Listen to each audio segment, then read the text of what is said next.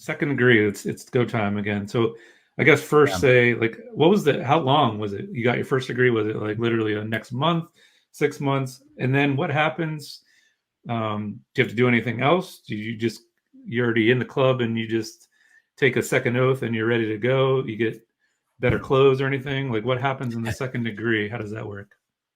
Yeah. So as far as how much time goes in between your first and second degree will all depend. You have to prove what's called proficiency after your degree. So you'll go through the rituals, you'll be presented all the material, and then you're given this little like handbook. And I happen to have a couple of them on me. I won't show them, but this is one of them.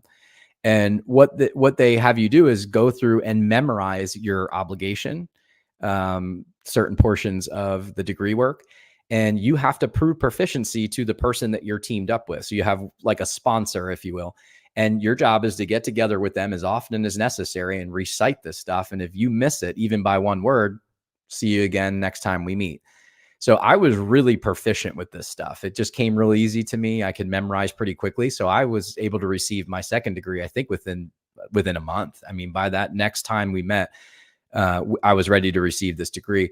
So a couple things come, that have to be worked out logistically. One, you got to look at how often your lodge meets. So for our instance, it was once a month.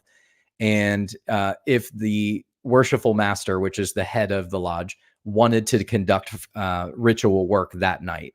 So for all intents and purposes, he could say, I'm going to punt and we'll do it on the next time we meet, which is 2 or 3 months from there. So for me, it was pretty quick. I was proficient quickly and I was within a month, I was going to get my second degree. How can you take over the world and do sacrifices if you're meeting once a month? Exactly. Well, that was what I was just thinking, actually, because I'm a really busy guy, and I'm sure you all are. I mean, time is not on my side.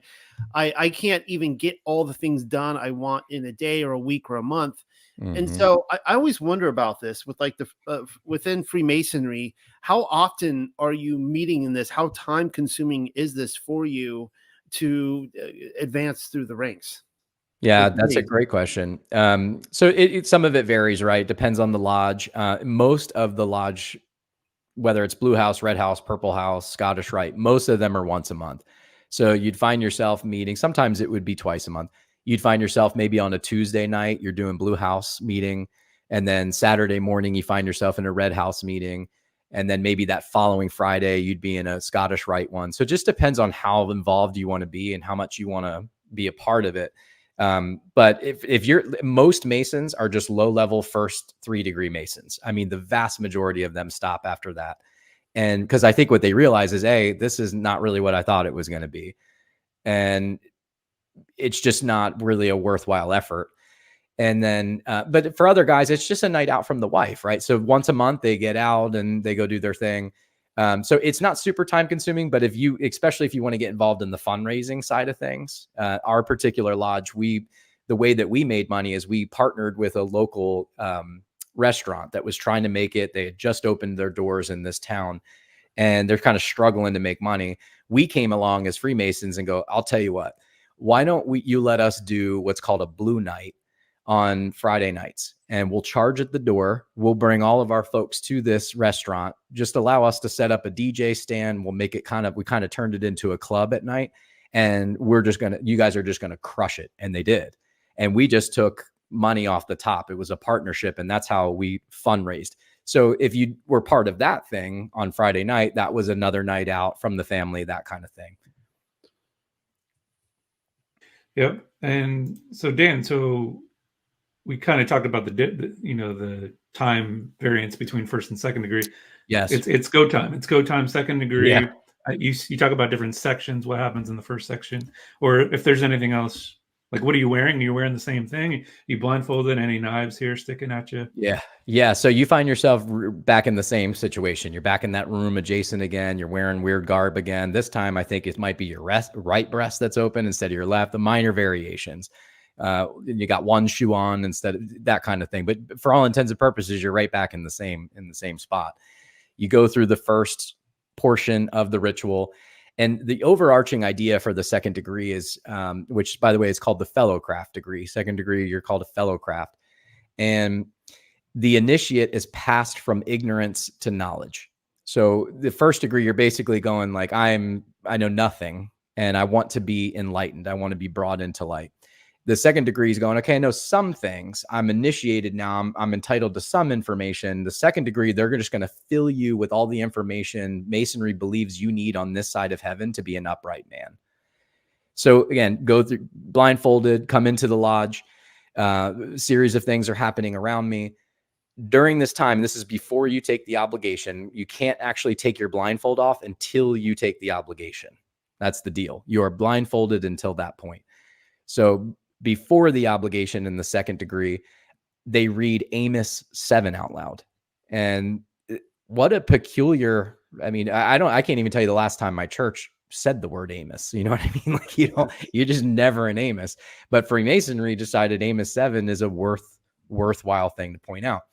So let me just read what Amos 7 says. It says, "This is what the Lord showed me. Behold, the Lord was standing beside a wall built with a plumb line in his hand. And the Lord said to me, Amos, what do you see? And I said, a plumb line. Then the Lord said, behold, I am setting a plumb line in the midst of the people of Israel.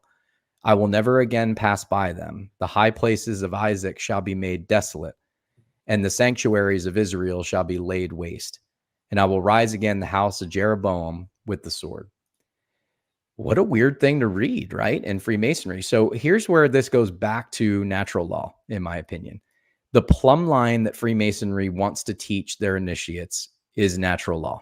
That is the measuring stick in which God is going to use to say, are you an upright man when it comes down to judgment, or are you not? And it will be based on natural law. I think what we need to get right here is that that's not about natural law. It's about Torah.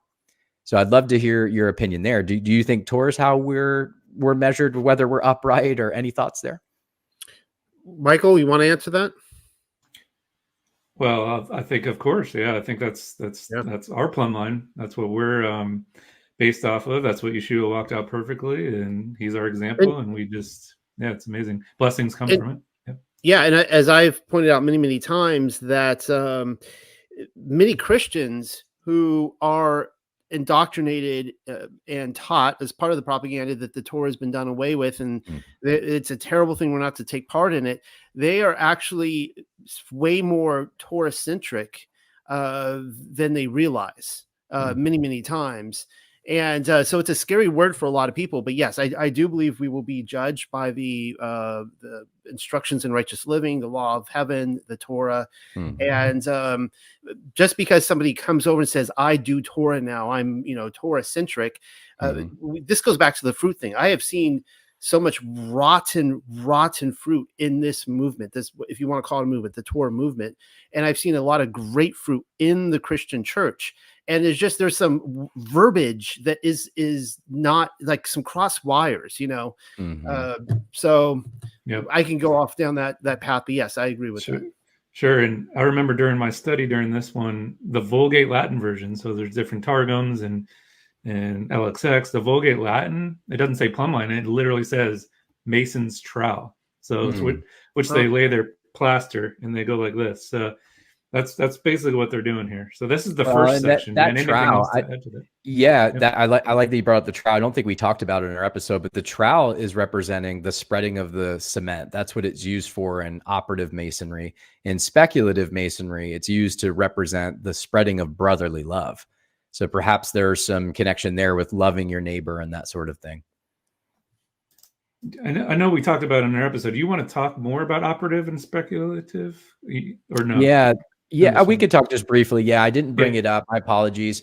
So think of it this way. If masonry is teaching what's called operative masonry and speculative masonry, when you think operative masonry, think like this side of heaven, hands-on, like actually building something and using the real tools here. Like if I wanted to build a house, I would lay the foundation. I would put a cornerstone first and then build from there. Speculative masonry is taking those same principles and thoughts and applying it to morality in the spirit. And Freemasonry started as actual stonemasons and doing work. And in order to get work and get a job, you would have to go to the job site and you would have to have the right handshake and the right password to start apprenticing and learning the craft to build the buildings. And Freemasonry is just trying to apply that same type of concept, but they're applying it in the spiritual world. Wouldn't you know, the first 2 degrees are apprenticing a crafter, a fellow That's crafter. precisely what it is. And then once you get experience, you're just the master at it. You understand what you're doing with the masonry. But okay, so Dan, you mentioned the password. Let's get into the password and then the judge's story and basically the meat of this second degree. Yeah, man. So again, just to remind the folks that our hypothesis was that there's this Canaanite bloodline that keeps coming up, especially as it relates to the passwords. So the second degree password is Shibboleth. And the reason is because the enemy could not say the word Shibboleth. So that's how they would distinguish between who is one of them and who is an enemy. And you're like, well, who's one of them and who's the enemy? Where's that come from? Let's go back to the Bible in the middle of the lodge for that information. And when you go to Judges, I believe it's in chapter 10 and 11. So we won't read both of those chapters, but please go back and read that for yourself. I'll just give you a high-level synopsis of what's going on there. There's a conflict with Ephraim. And the tribe of Ephraim quarrels with Jephthah. The son of Jephthah is the son of a prostitute and a mighty warrior. And he was feeling slighted for not being called to fight against the Amorites. So the conflict escalates into a civil war, which Jephthah and the Gileadites win. I might be saying that wrong. And the Gileadites secure the fords of the Jordan River, and they identify the Ephraimites, which was their enemies, by their inability to pronounce the word Shibboleth correctly. And what I want to show here is that Masonry seems to be aligning itself with Jephthah. And in chapter 11, verse 1, Jephthah is called a mighty warrior. And that word, mighty warrior, is Strong's 1368. And it's the same word that's used in Genesis 10 to describe Nimrod. So this guy Jephthah and this character, the storyline that Freemasonry is pointing you to through Shibboleth was born of a prostitute and considered a mighty warrior, same word that Nimrod was described as in Genesis 10. So this connection of calling him this mighty warrior seems ironic to me, and it seems coincidental to me. And so that's where I believe the Lord brought me, is like, this is where it is. This is the connection to the Canaanite bloodline. And independently, Michael was doing his own research and came across some Freemason writings saying that Nimrod was a Freemason. Yeah, there was an old one in the Yorkite that literally said Nimrod was a Freemason. Testament writings of Abraham, I think, says he's a master Mason right now. I know you have a lot of the writings of Abraham specifically uses the word master Mahon, which seems to be, kind of a way to camouflage kind of truth in plain sight. And you talk about you didn't use it with like the secret code, or what was the wording you used? Yeah, so the password for the fellowcraft is called Shibboleth, and it's just such a peculiar word because you're like Shibboleth, and then the Masonic explanation for Shibboleth is that the enemies of the Masons couldn't say the word. So I'm like, well, where would they even get that information from? Yeah. And that entire narrative is Judges 10 and 11. Shibboleth is actually in Judges. It's a biblical word. So, well, the reason I brought that up is because the writings of Abraham, it's one of those books that people, love it or they despise it. It's turns some people off, but it basically says that Cain learned the craft. He was the first master Mahon. It doesn't say master Mason, but he learned it specifically from his father, Hasatan. And that's because he was the seed of Satan. He was counted as one of the Nephilim. And when Noah's flood came, the Nephilim, their physical bodies were destroyed, but their spirits were not. They became, as we know in the book of Enoch, the demons, the unclean spirits that wandered the earth. And of course, Sheol was not prepared for them, right? So the idea is that, and when you read, just really quickly here, when you read the book of Jubilees, tying all the pieces together, when you read the book of Jubilees, when Noah comes off the ark, I actually have a Playmobil ark for my daughter, and I actually have a Playmobil ghost that I put on the ark, and people are like, that's not in the story. I'm like, oh yes it is, because when Noah comes off, the ghosts come at him, and so he has all these spirits coming at him, and he off throws them in the abyss. He leaves some on the earth. Point is that according to the writings of Abraham, Cain, the first master Mahon, continued on afterwards, and he taught Nimrod personally the craft. So when you were talking about the spirit of Cain earlier, that was really freaking me out because, and of course, you have like the staff of Tubal Cain and that kind of stuff, and they actually take credit for Neema, because when you look at the two lineages going from Seth and through Cain on down, it ends with Tubal Cain and Neema.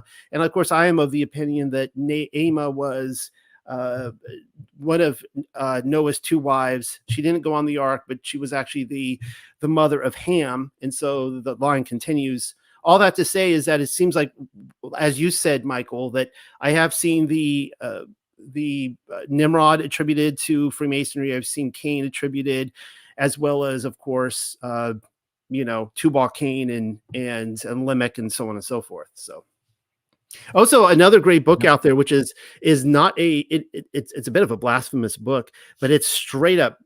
I think one of comes out of Freemasonry is the book of Lamech and Tubal Cain. And you see the same thing where, because you talked about, Dan, about, you come out of that closets and there's that other spirit there, the spirit of Cain.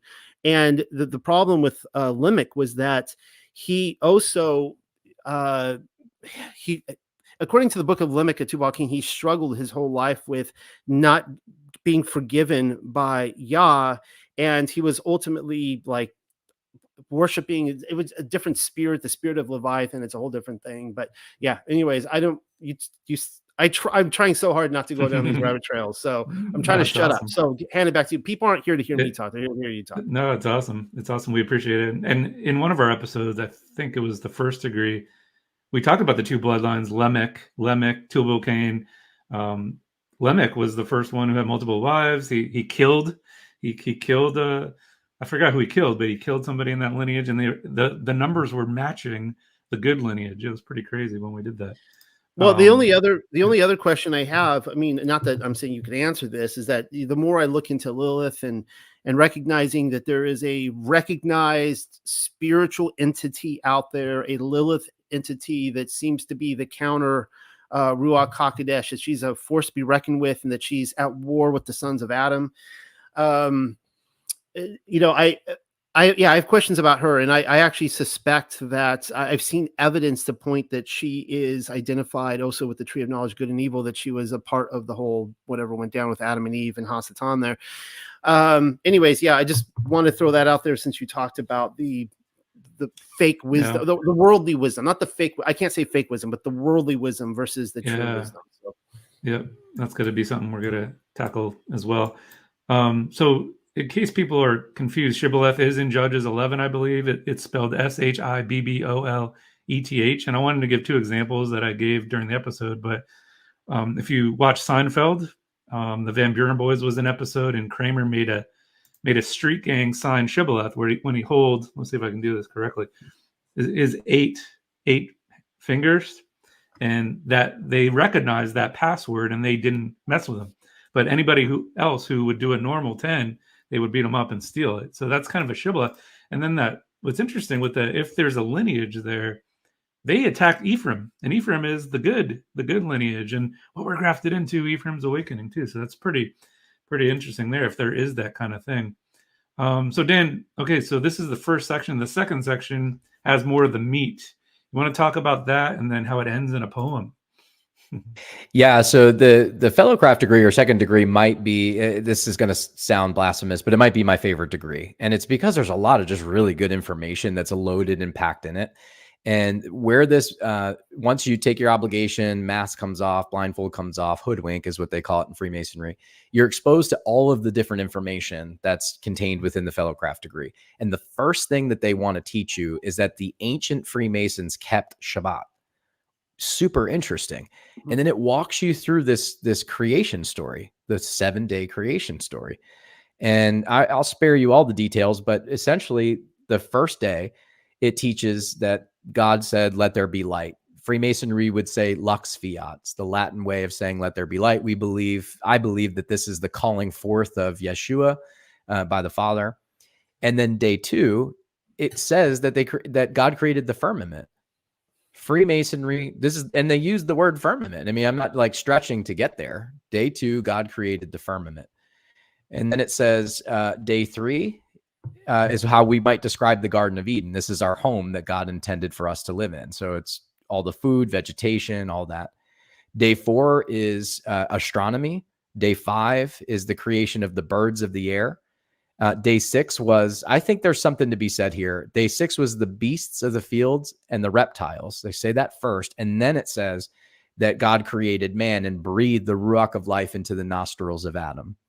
And then before it gets to Shabbat, it ends with, and God created his best creation ever, which was woman. And I'm telling you, in the lodge, like all the men are like, you can see them grinning from ear to ear. And it spends a lot of time really saying like how wonderful women are. In fact, I think the verbiage that's used, let me see if I can find it here, is that she's all kinds of softness or all kinds of beauty. I mean, it's really, really well done. And it wants to show you that God created 2 genders. Put it 4, it's 2 genders, male and female. Freemasonry is pretty clear about that. And you're like, this is awesome. And then there's like a whole paragraph in the ritual about how God is sovereign and he created everything that we needed before he placed us into the creation. We had food, we had shelter, we had all the things, and how good God is. And you're like, awesome. And then, which by the way, I didn't read this the first time. I have it here if you want me to read it. It pays homage to, there's a poem or a song that's sang right after the creation story. And this is like that pivoting again, like they did with the door. And it says, there is an eye, though blacketh night, a vigil ever keeps, a vision of unerring light, or a leery veil, O giddy height, the eye that never sleeps. Miss poverty and sickness lain, the outcast lowly weeps. What marks the face convulsion with pain? What marks the pleasant look again? The eye that never sleeps. Then rest we calm, through round our head the life storm fiercely sweeps. What fear is in the blast? What dread in mightier death? An eye in their ear, an eye in our head, the eye that never sleeps. That's how they finish after the creation story, is they do this song or this poem that, in my view, worships the all-seeing eye. Oh, that's pretty crazy. Go ahead, Noel.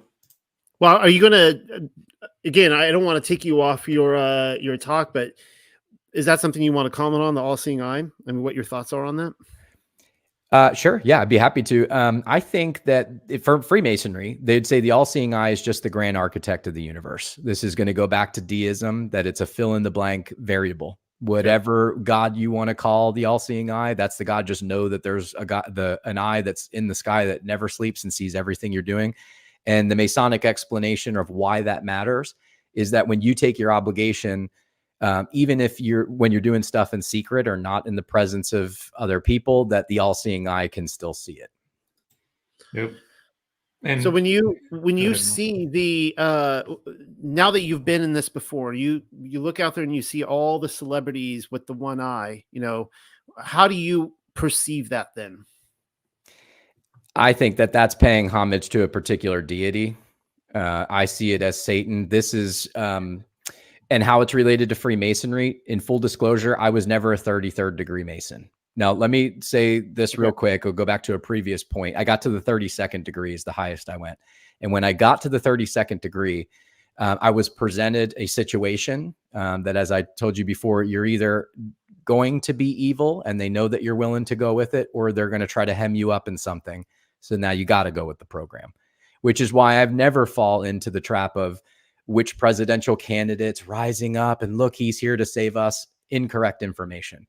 If somebody's rising into power, they've got something on them. And at any given point, they'd be more than happy to unroll that information or bring that information out to light to smear you. So you find yourself in a place where if you go with the program there, you have to continue to go. With that being said, I did not do that, but I believe that was the test for me to get invited to become a 33rd. Every other degree you can apply for, 33rd degree, it's invite only. So if we can reference Albert Pike from Morals and Dogma, I think the book is called, he himself claimed to be a 33rd degree. Masons would say he's one of the spokesmen, if you will, of the fraternity. And he says that in the 33rd degree, it's shown to you that the grand architect of the universe is Lucifer. So I would say, based on that information, the all-seeing eye is the light bearer. It's Lucifer. It's Satan. Yeah, thanks for answering that. You actually kind of answered the question for me right at the end there, because what I was trying to figure out is, I mean, obviously, I think everybody listening to this will agree, unless, as you mentioned, there's like some Freemasons listening on or whatever. But my question was, do the people out there doing that, in the public photographs, do they know what they're truly doing? But it seems like you answered it there at the end, that at some point they rise to a certain level that they know what they're doing.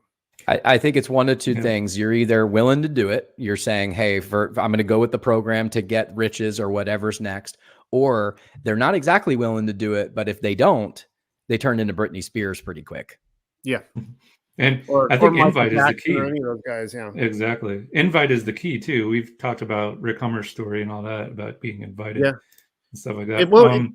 It's interesting. Yeah. I mean, I don't need to go down the path of all these celebrities, but you look at guys like, I find Bill Cosby really interesting, because what you just described about the blackmail, that's actually how the Playboy Mansion functions. It was, a full, CIA, ABC agency thing. And they're bringing down dignitaries down there through these supposed underground tunnels. You've probably heard it all, how they lead to like Warren Beatty's and Jack Nicholson's house. And, they're putting like some cocaine out on a table and the bear rug with a couple underage naked girls or whatever. And they videotape you, they blackmail you. This is how they do it. I find it interesting that when Hugh Hefner died, there was a changing of the guard. Immediately, Bill Cosby's thrown under the bus. He was basically the whole 1970s in the Playboy Mansion. And then you have the whole Jeffrey Epstein thing comes out. So there was like some sort of changing of the guard, but it seems like the story that they're putting out there is all the people that are blackmailed into, you go along with this or we're going to destroy you. And of course you see the whole thing with, I still don't know. I was talking to you, Michael, about Michael Jackson. I still don't know what happened with that, at the whole end of his life there, but with all the allegations, whether they were true or not, or, whether he was being blackmailed and coming out because he talked too much. Anyways. Yeah. So just reiterate those points. Yep. Chappelle and all of them. You mentioned all-seeing eye. We talked about this in the second degree about fraternities. I did like 5 minutes of research, and there was just so many fraternities with the all-seeing eye. Blazing Star. So like Dan spoke about, they're all offshoots of it. So if if your son or daughter is doing a fraternity, they're offshoots of Freemasonry, is part of the all-seeing eye. And Dan, talk about, before you get into the darker side, let's do this. This is, if we're Solomon's Temple, that it's black and white tile throughout all the degrees. But you said, in this one, it's you're going from darkness to light. Can you talk more about that and the checkerboard and light to darkness, and then pivot to the dark side? Yeah. So the checkerboard just represents both good and evil. This is where I think there's an allusion to the knowledge of good and evil. It's presenting to you natural law, and it's saying you can use this information for selfish purposes, which would be satanic, or you can use it for the greater good, which would be good magic. So that's essentially what the checkerboard represents. I think that we could also peel back that onion layer a little bit more and say it also represents the wheat and tares. You've got this storyline that's being presented to you where you're seeing Christ in it, but you're also seeing the Canaanite bloodline that's running parallel, and in some cases seems to be crossing over or mixing. So that is what the checkerboard represents. And going from darkness to light is just their way of saying you're going from just walking around this world knowing nothing. But I don't care what religion you come from, until you know natural law and know how this thing is built into the fabric of the universe, you're an ignorant person. So the darkness to light is becoming exposed to natural law. Yeah. So you just read the poem. So isn't there an opposite side of, you just went the 7 days of creation? This poem's kind of like the top of the pyramid, and now you're going on the other side. What's that other side? Yeah, so we get in the creation story, keep Shabbat. I would argue that all of that stuff is God glorifying, and we can find that in Torah. Praise God. And then it starts to teach more stuff. It expounds in the fellowcraft degree. Here's where, in my opinion, it shifts. It goes from talking about the light side, or the white part of the checkered floor, to the dark side. And they present to you the 7 liberal arts. So now all of a sudden you're learning about these 7 liberal arts. And those, I won't go into detail of like what they all mean, but the 7 liberal arts are grammar, rhetoric, logic, arithmetic, geometry, music, and astronomy. And I believe that that was part of the knowledge of good and evil, is understanding how these things function and then applying them into your own life to do what you want with them. I mean, I just look at rhetoric, for example. Can you even turn on a news channel right now and not hear rhetoric and spin? I mean, that's all it is. And that craft, I think, comes from the evil one. The idea of rhetoric, I don't think is a very good idea. And I don't think it's rooted in light at all. And it continues to teach you more and more stuff in this fellowcraft degree after that. 2 quick notes that I will say about 2 of the liberal arts is, 1, astronomy is different than astrology. That for us as believers, astronomy is a good thing. God has put signs in the sky for us to identify time. But astrology is when somebody turns it into a religion. You know, today as an Aquarius, my horoscope is fill in the blank. And it's a perversion of it. The other thing that's pointed out here, right after this, the 7 liberal arts, I got in trouble for this one by somebody. They were not happy that I pointed this out, but here we go. Let's do it again. It moves to music, and let me just take my time with explaining this. It paints music as like this beautiful picture, because it is. Music is awesome. Back to one of the natural law principles is vibration. Music is in vibration. There's nothing standing still. Everything is moving. I mean, this table that my computer's on is moving if you zoom in far enough. Well, I thought about music and I thought, why would Masonry want me to learn music on this like dark side of the lecture? And it reminded me of Ezekiel 28. And before you think I'm just randomly pulling a scripture out, when we get to the 3rd degree, King Tyree plays a massive role in that degree work, in that ritual, a massive role. So who is King Tyree? Back to that Bible that's in the middle of the lodge, you can find it in Ezekiel 28. And that just so happens to be the verse that a lot of folks believe is describing Lucifer, describing Hasatan. And part of that chapter is it ascribes Hasatan as, or King Tyree, as the workmanship of his timbrels and pipes, which is music. This is where we get this idea that Satan ran music or was in charge of music before he fell. And I think it's connected to those things. I don't think it's a coincidence. Any thoughts there from either of you? No, that's can you state that one more time where we get the idea of Satan? Like, just sum it up really quickly, because I get asked that question a lot. Where it actually comes from, this idea that Satan was a music director. Yep. So it's found in Ezekiel chapter 28, and it's what we would call dual prophecy. You have King Tyree, which was an actual person. Yeah. But the way that this King Tyree is described, it's impossible for it to just be a person, because it describes King Tyree as a cherubim. So it's an angel. It's a spiritual being. And I don't remember the exact verse. I want to say it's about 3/4 of the way through chapter 28. It says that this King Tyree was responsible for the... Oh, you do? Okay, perfect. Yeah, if you got it, that's even better. Yeah. So he was the seal of perfection, full of wisdom. What is wisdom? He was in the Garden of Eden. Every precious stone was covering: sardius, topaz, diamond, beryl, onyx, jasper, sapphire, turquoise, emerald. The workmanship of your timbrels and pipes was prepared for you on the day you were created. And he's the prince of the air too. So that goes with it as well. Yes. So one of the pushbacks I got, Noel, was, because Freemasonry in the fellowcraft degree is showing us music, it was a stretch for me to go to Ezekiel 28 and make that correlation. Okay. The problem with that argument is when you get to the 3rd degree, King Tyree plays one of the biggest roles in the entire ritual. So I'm not just pulling King Tyree out of thin air because I felt like making the connection that Masonry is the one that brings up King Tyree, and this music here I think is connected to Ezekiel 28. Are a lot of the criticism you're getting, and hopefully this isn't hitting too close to home, you don't have to answer this, but the online criticism, do you think it's people coming that are in the know, or like they really do know but they're trying to deceive, or they're Freemasons and they really don't know, like they haven't done their research and they're just like, you're ignorant, you don't know what you're talking about? Yes, I think it's a blend of all of that. I think we're getting some people that just don't know, like, and the comments that you can tell, they're like, why are you giving the passwords? That's low level thinking. Passwords are that's a done deal. That stuff has been out for a long time. So if that's the pushback, to me, it's just somebody that's involved in Freemasonry. They're going there for the strawberry cake once a month, and they're upset because I broke an obligation. Then you get some folks that are saying that will take the time to say, I'm a Christian. Here's why I don't think here's why what you're saying is stupid. And I think that's conviction, Noel. I think when they're seeing that there is a connection to the Canaanite bloodline, and we're making very obvious connections here, I think there's a conviction that's welling up in them that does not want that to be true. And so they're throwing a fit for that reason.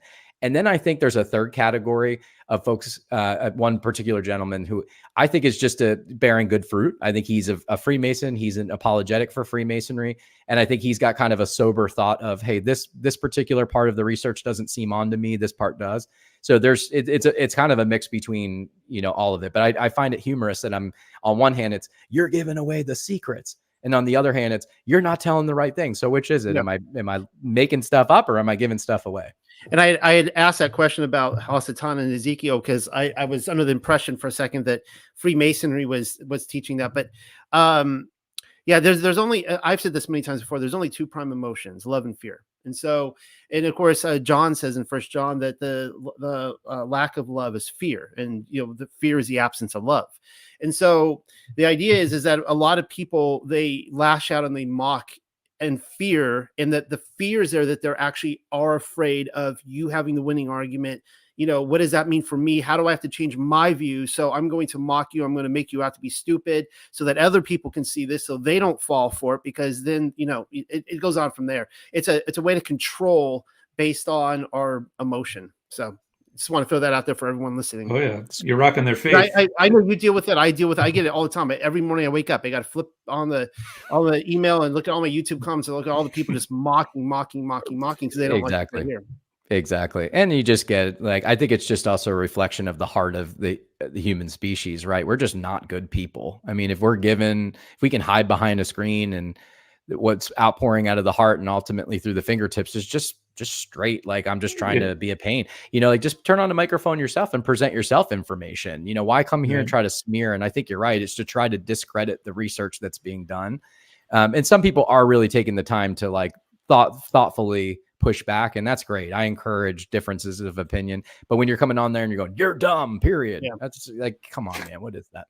I like the one comment in here. Somebody said they were being sarcastic. They're saying you're giving away the secrets that you made up. And I thought that was kind of funny. Now I don't want to,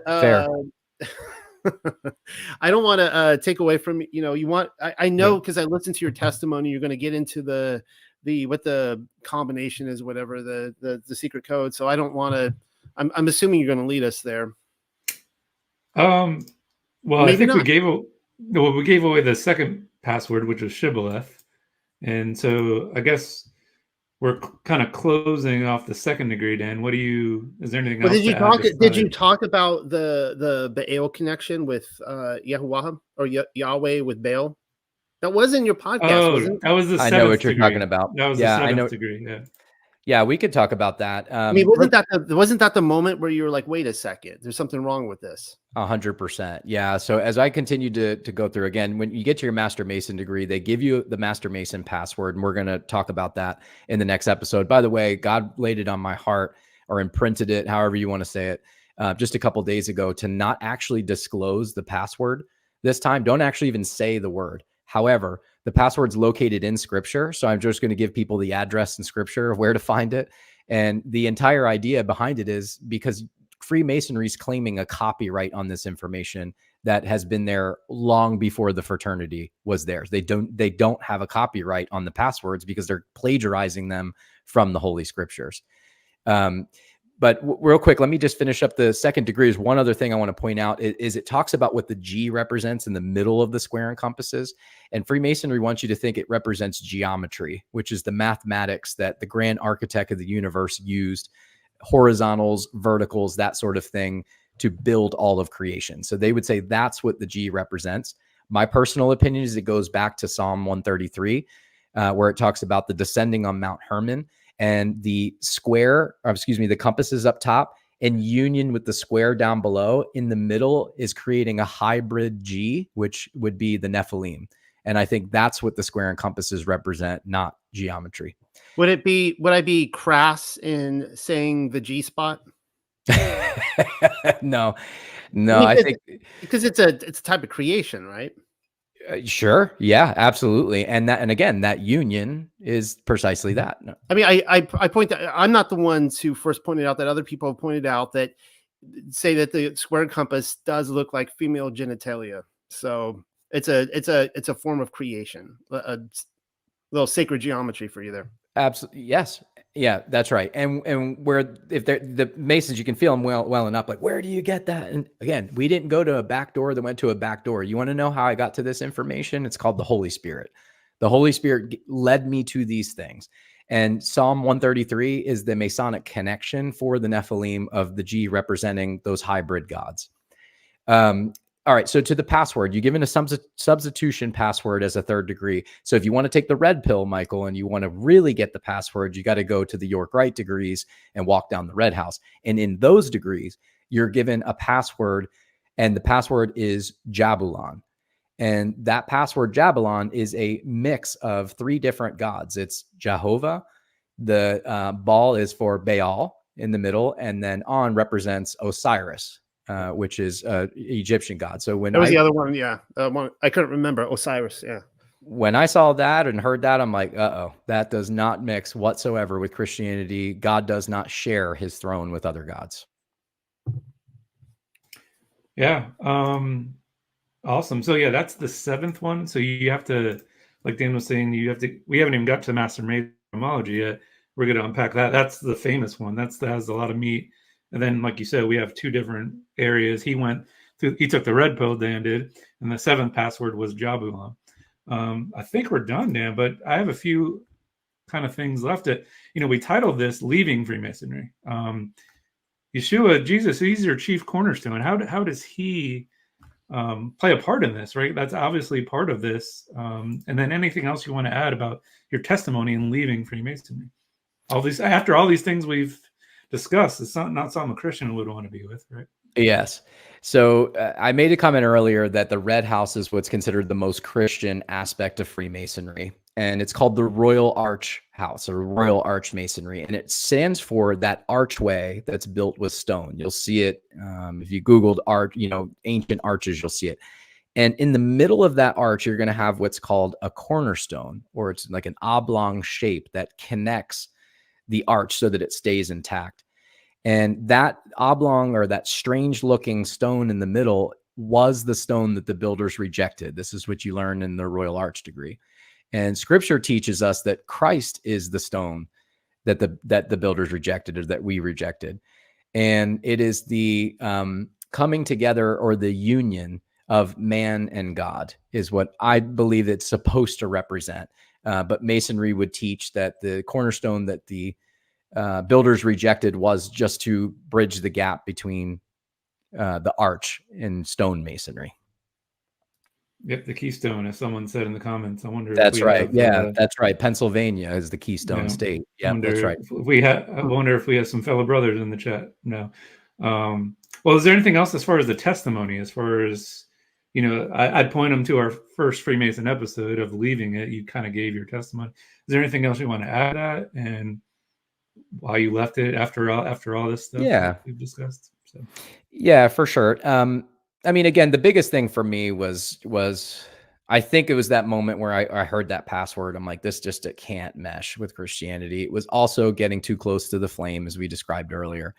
But what I would say to summarize all of this is, if you are in Masonry, someone that's interested, and you want to present to them why they shouldn't if they're Christians, I would say it's not just these 3 things, but it's at least these 3 things. And the first I would say is it's deism.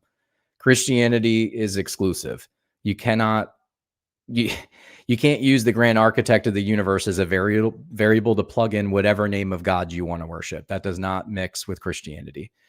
2, teaching an objective system of morality is positioning itself as a church or a religious institution, although it claims that it's not.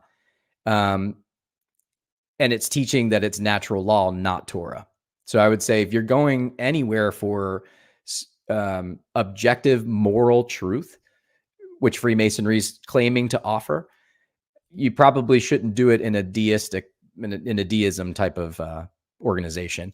And then the third reason I would say is I do believe that there's a connection with Cain, and Cain is an enemy of God. And I think the spirit of Cain and that false feminine wisdom is very much so prevalent, alive, and mixed all in Freemasonry. Yeah, I think we're pretty much done. I have 3 questions from the chat, unless Noel has anything else. Well, I was just going to say one more thing. And whenever I think of architect or grand architect, I think in Platonic terms, like the demiurge. Is there any connection to that at all, or is that just a coincidence? You know, I'm not sure. I'm not sure. I would want to explore it a bit more.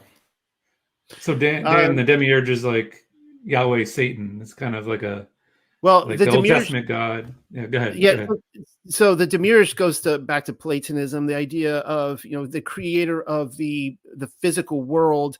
That is actually, the physical world is not a good thing, right? So you think of like the Matrix movies. Remember really the main villain of that was the architect, and they meet him at the end of the second film, and he created the Matrix, and the whole idea is to get out of the Matrix, right?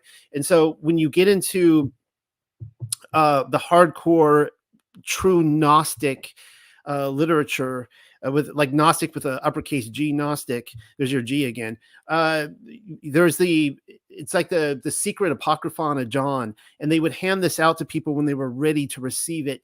And they basically learns that, you said Jehovah, but I would say Yahweh, or you could say Yahuwah or Yahweh, whatever, that he is actually the architect. He is the demiurge, that he's this is like totally blasphemous, but the idea that he is the bastard son of the Ruach HaKodesh, and that he created the world, and that this is why, I'll say Jesus here, this is why Jesus came to free us from the architect and to, take us beyond the firmament, so on and so forth. So when I hear grand architect, that in my thinking, that's where my mind goes to this idea of the demiurge. I wasn't sure if you knew any connections with that or not. But I don't, but just hearing you explain that, I'm like, yes, absolutely. Okay. Awesome. So I have 3 questions, 2 from Ellie Pages. He says, I hope he speaks on Luciferianism, but we don't have to do that. But he says, how have your business associates and family respond to you leaving? That was one of the things he had. Yeah. To the first part of the question, I think when you look at Luciferianism or you look at the Church of Satan, they also are teaching natural law. That's where that will go ultimately. So it's all kind of really the same occulted information, or, veiled information. My colleagues and family always thought it was weird that I wanted to be a Mason to begin with. No one really got it there. I mean, but that's kind of true in my life in general. I'm just a nerd that likes information and some squirrely information. And so for them, it was kind of like not a surprise that I wanted to, but it's still weird that I wanted to. So when I left, it was just kind of like, okay, what's his new thing that he's going to do? What's his new fixation? So I don't think that it had too much of an impact. Gotcha. Sorry, I didn't mute myself there.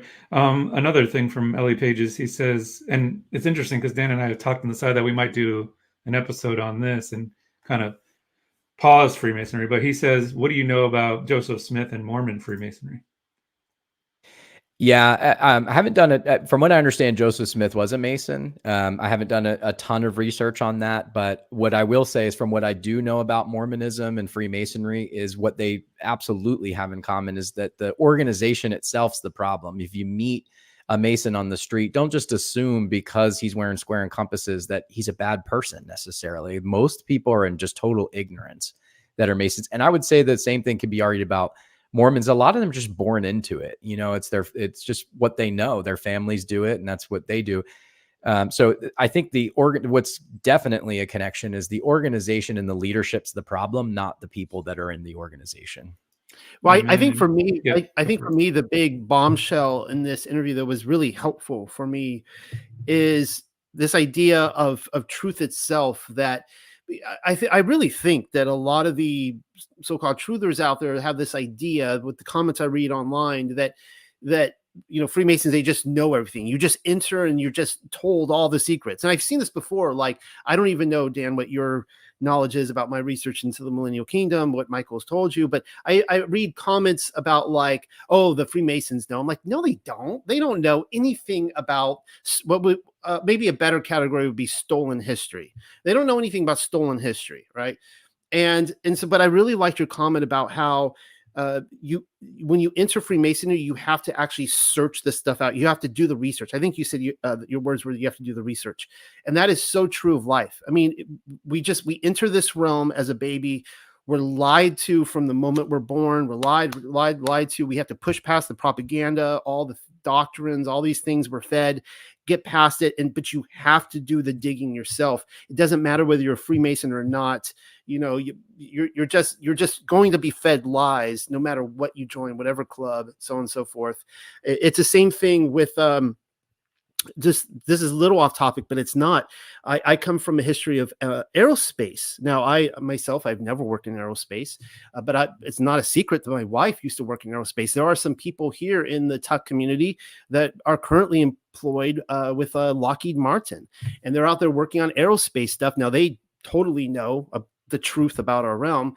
But the thing is you meet all these aerospace people. They're just good people. They're working a job and they just believe what they're told. And they just, they don't have all the secrets of the universe. They don't know that, they don't know about the Copernican deception and all this kind of stuff. So anyways, I just wanted to point that out there, that, and what is the point of this and I know you guys agree with me, is that we need to judge people by their fruit, right? The fruits of the spirits and the fruit of and this is one of the things that's edgy about the Bible for me when we're talking about Solomon and, potential Freemasons in there and, all that sort of stuff, is that history itself, Yah is an edgy storyteller and he's infiltrating all walks of life.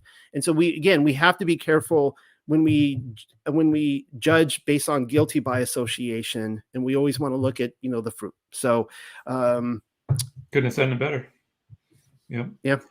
A few more questions. This is more of a story. She's like, my best friend growing up had to go to Freemason ceremonies and wore white robes and ropes as a 7 to 12-year-old until her mom died. Then they quit going.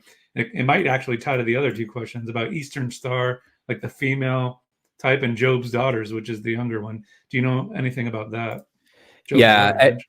Yeah, actually, when she was describing that garb, that's where my mind was going. It was probably Job's daughters.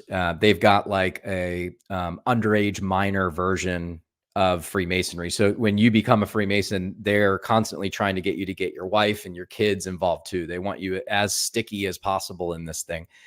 And I was never an Eastern Star. Men and women can join Eastern Star. You actually have to have a man in order to open a meeting for the Eastern Star, although it is considered the feminine side of Freemasonry. I would love if anybody out there was in the Eastern Star world, please let us know. You can email us at bromalogy@gmail.com.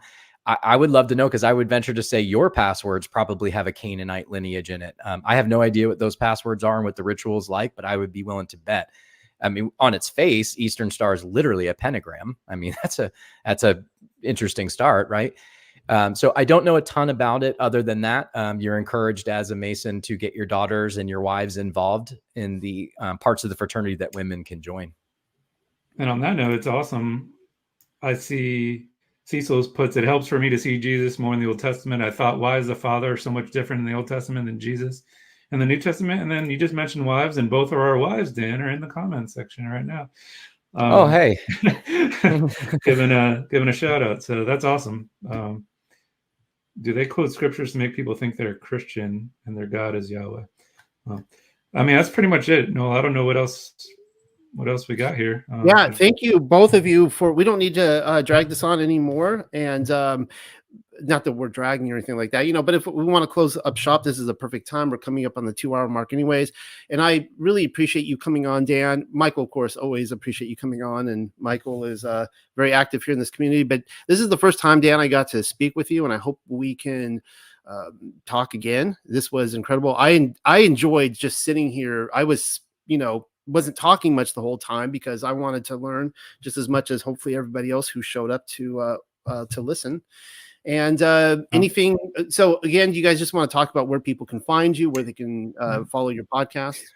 Yeah, Dan, you want to do that, but also tease the Master Mason, because that's going to be our next Freemason episode, and then where they can find us. So. Yeah. No, I appreciate you, brother. This is the first time we got to talk. For those of you who think that maybe we've been talking for weeks before, I literally just met this brother on the show. So thank you for sharing your platform and allowing us the opportunity to reach more people with what we believe God has called us to do. Our ministry is called Bromalogy. So you can reach us, of course, at Bromalogy on YouTube. We are on Spotify, but just a little tiny bit. You can also email us at bromalogy@gmail.com. And I know, there's probably so many things you and I could just go back and forth on. Mary Magdalene's huge to me. I've gotten lots of revelation on that whole story. And so I'd love to pick your brain. I know you've done some very, very good research there. But serpent seeds, another one we haven't even touched that we'd love to present. Wisdom, of course. And as Michael was saying, we are going to be doing a third degree Master Mason episode where we'll walk through the ritual of the third degree. And we'll talk about where the Canaanite bloodline is yet there again. And then, of course, hopefully get people back to the scriptures to find the truth for themselves. Yeah. And that's, of course, and it's great to hear that heart that you both have. And of course, Michael, I know your heart. And that's the whole aim here, as well as at the Unexpected Cosmology, to be able to talk about these different issues and bring people in and show them the truth of scripture and lead people to Yah's instructions in righteous living, which is, of course, the Torah. And I said earlier today that the Torah is a scary word for a lot of people. Probably a lot of people even listening to this, that maybe the first time they've heard that. And just the other day, I was telling someone about the Torah, and they're like, they were kind of freaking out. They didn't know what it was. And so it's very anthropological, but these are just, the commands of our Father, 10 commandments, obey your father and mother, so on and so forth. No other idols in front of me. Keep, whatever. So we can just go down. But my point is that most Christians keep far more of the Torah than they realize. And that's what it's all about. So, all right, guys, I'm going to be closing on that note. We'll be closing shop. Thank you again. And we'll maybe do this again. So goodbye, everybody.